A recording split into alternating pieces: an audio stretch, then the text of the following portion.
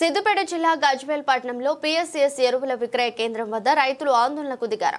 Urea stock లేదని గజ్వేల్ వ్యవసాయ శాఖ అధికారులు బోర్డును ఏర్పాటు చేయడంతో రైతులు కోపేద్రిక్తులై ఆందోళనకు దిగారు. దీంతో గజ్వేల్ పట్టణంలో ఉద్రిక్తత వాతావరణం చోటు చేసుకుంది. ఉదయం 6 గంటల నుండి యూరియా కోసం పడిగాపులు కాస్తున్నా ఎదురు చూస్తున్న రైతన్నలకు స్టాక్ లేదని చెప్పడంతో తీవ్ర ఆగ్రహం వ్యక్తం చేశారు. కేంద్ర రాష్ట్ర ప్రభుత్వాలు రైతులకు యూరియా అందుబాటులో ఉందని ప్రగల్భాలు పలుకుతుంటే నిత్యం యూరియా కోసం రైతులు ఎదురు చూస్తున్న పరిస్థితులు నెలకొన్నాయి. రాష్ట్ర ప్రభుత్వం రైతులకు యూరియా అందించడంలో వ్యవసాయ శాఖ అధికారుల తప్పిదమా లేక కేంద్ర రాష్ట్ర ప్రభుత్వాలదా అని రైతన్నలు ప్రశ్నిస్తున్నారు. తెలంగాణ రాష్ట్రంలో ఇంతకు మునుపు కేసీఆర్ పాలనలో ఎలాంటి ఎరువుల కొరత, కరెంటు, సాగునీరు కష్టాలు కొరత లేకుండా ఉండేదని, ఇప్పుడు రేవంత్ ప్రభుత్వం వచ్చాక రైతులను పట్టించుకున్న పాపాన పోలేదన్నారు. తెలంగాణ రాష్ట్రం ఏర్పాటు తర్వాత రైతులను ఇంత కోసపెట్టినటువంటి ప్రభుత్వం మనం ఏనాడు లేదు. ఆ రోజుల్లో మళ్ళీ వెనకటి కాలం తీసుకొని వస్తారన్న రేవంత్ రెడ్డి గారు అదే యూరియా కోసం చెప్పులు, పాస్బుక్లు, ఆధార్ కార్డులు, జీరాక్సులు లైన్లో పెట్టాల్సిన పరిస్థితి ఈ రోజు మనం మళ్ళా కల్లారా చూస్తున్నాం. గజ్వేల్ ప్రాంత నాయకులు గజ్వేల్లో యూరియా సరిపోయేంత ఉన్నదని చెప్తున్నారు. మళ్ళీ ఉంటే ఇప్పుడు రైతులు ఎందుకు ఇక్కడ పడిగాపులు కాస్తున్నారు? నేను చూస్తున్నా ఉదయం 6 గంటల నుంచి ఇక్కడ రైతులు మన వ్యవసాయ ప్రాథమిక కేంద్రం దగ్గర నిలబడి ఉన్నారంటే వాళ్ళు పని లేకుండా ఇక్కడ వచ్చి కావలి కూకుంటురా, లేదా ఆ యూరియా మొత్తం మీ కాంగ్రెస్ నాయకుల ఇళ్లకు పోయి బ్లాక్ మార్కెటింగ్ చేస్తుర్రా? ఇది కేంద్ర ప్రభుత్వం ఇచ్చే నిధులతో వస్తున్నదని చెప్పుకునే బీజేపీ నాయకులు కూడా దీని మీద సమీక్ష చేసుకోవాలి.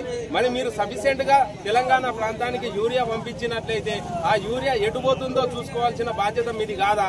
కేంద్ర రాష్ట్ర ప్రభుత్వాలు కలిసి తెలంగాణ రైతాంగాన్ని నట్టివిచ్చే విధంగా ప్రయత్నం చేస్తున్నారు తప్ప తెలంగాణ రైతులకు ఏనాడు కూడా మంచి చేయాలనే ఆలోచన లేదు.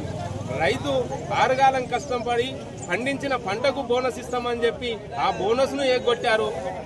ఒడ్లు కొనే పరిస్థితి లేక ఒక్కొక్కరు 15 రోజులు 20 రోజులు కల్లాల పొంటి ఉన్నటువంటి పరిస్థితి మనం చూసినాం. మరి ఈ దుస్థితికి కారణమైనటువంటి ప్రభుత్వం నిలదీయాల్సినటువంటి అదే ఇబ్బంది ఉన్నది. ఉమ్మడి రాష్ట్రం పోయింది. ఈ గజ్వేల్లో ఈ నిన్న మొన్నటి దాకా 10 ఏళ్ల కొన మాకు యూరియా కొరత లేదు, ఏది లేదు. ఇవాళ నిన్న ఈ 2 ఏళ్ల కొన ఇదే కొరత అవుతుంది. యూరియా దొరకలేదు, ఏది దొరకలేదు. రైతులది ఇబ్బంది అంటే మామూలు ఇబ్బంది కాదు. ఎక్కడిదక్కడనే పోతుంది. ఎవడు గమనిస్తలేడు, ఎవరు లేడు. గజ్వేల్లో ఉన్నోడు దొర రానియాడు, అది కాదు పోదు.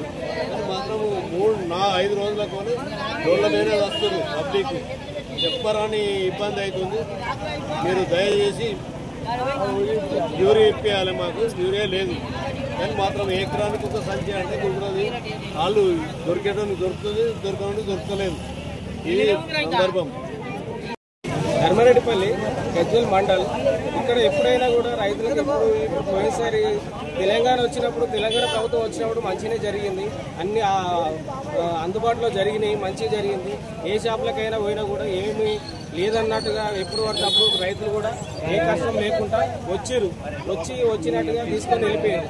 అయినా కానీ ఇప్పుడు ఈ ప్రభుత్వం వచ్చేసి ఎప్పుడు ఈ తిరుగుడు ఇండియా బాయికాడికి పోదామంటే బాయికాడికి పోయి మసాలా ఇస్తారు అని చెప్పని మసాలా కాడికి వచ్చుడు, ఈడికొచ్చుడు, ఆడికొచ్చుడు కూడా అయిపోతుంది. ఈ కాంగ్రెస్ ప్రభుత్వం వచ్చి నుంచి మొత్తం ఇదే అయిపోతుంది. మసాలాలు దొరకాలంటే ఈ లిక్విడ్ కొట్టండి, ఆ లిక్విడ్ కొట్టండి, తక్కువ అవుతుంది, ఇది అదే అని చెప్పేసి మాట్లాడతాం. అదే తెలంగాణ ప్రభుత్వం ఉన్నప్పుడు ఇవన్నీ ఏం లేవు.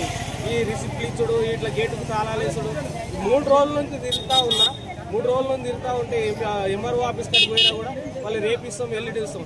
నిన్న మార్నింగ్ కూడా వస్తే టోకెన్లు అయిపోయినాయి, అన్నీ అయిపోయినాయి అని చెప్పానంటే మళ్ళీ ఎంఆర్ఓ ఆఫీస్ కాడికి పోయి మేడం అడిగితే రేపు ఇస్తారండి, రేపు వచ్చి తీసుకోండి అని చెప్పి మాట్లాడితే మళ్ళీ ఇవాళ వస్తే ఇదే సందర్భం జరుగుతుంది. రైతులకు మొత్తం చాలా ఇబ్బందిగా ఉన్నది. ఇబ్బందిని సాల్వ్ చేయాలని కోరుకుంటున్నాను.